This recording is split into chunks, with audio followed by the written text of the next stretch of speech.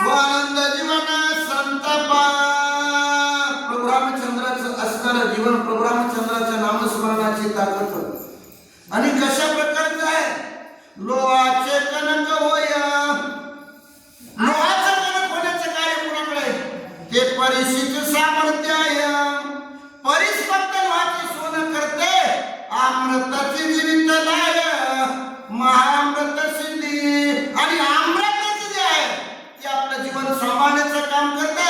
पण ग्रंथकर्ते म्हणतात नाम अमृत वडी वैष्णवाला दली योगी असा दली जीवन कळा. आणि नाम सर्वात श्रेष्ठ आहे आणि त्या नामाचं अमृतामुळं लक्ष्मण उठल म्हणले.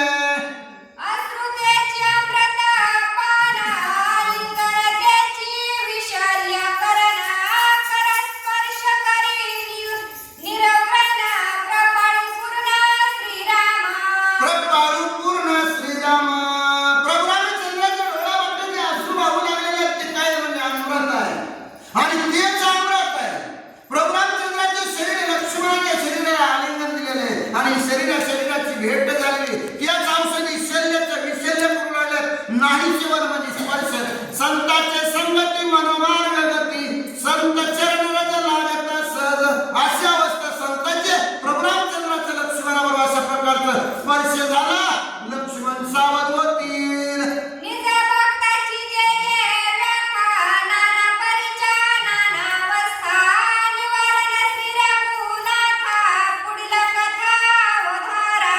निज भक्ताची आहे. भक्त कोणाला म्हणावा? निज भक्त कोण आहे? हनुमंत आहे. आता निज भक्तामध्ये भक्ताचं असणारं कार्य, त्याच्यामध्ये सर्व असणारी व्यथा कोणी निभावणार आहे?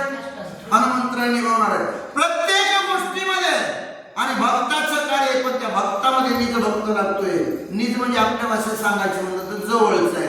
जवळचा म्हणजे अतिशय विश्वासाचा आहे आणि गुरुची आज्ञा आहे.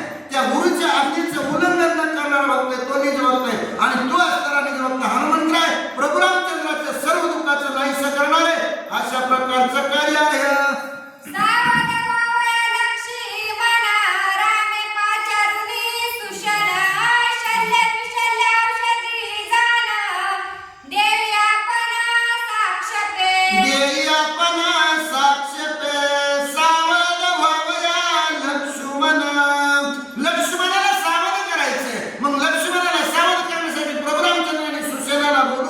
आणि शल्य अशा प्रकारचं झालेले शरीर प्रभू रामचंद्राच्या अंगस्पर्शाने विसरले झालेले. पण सुसेना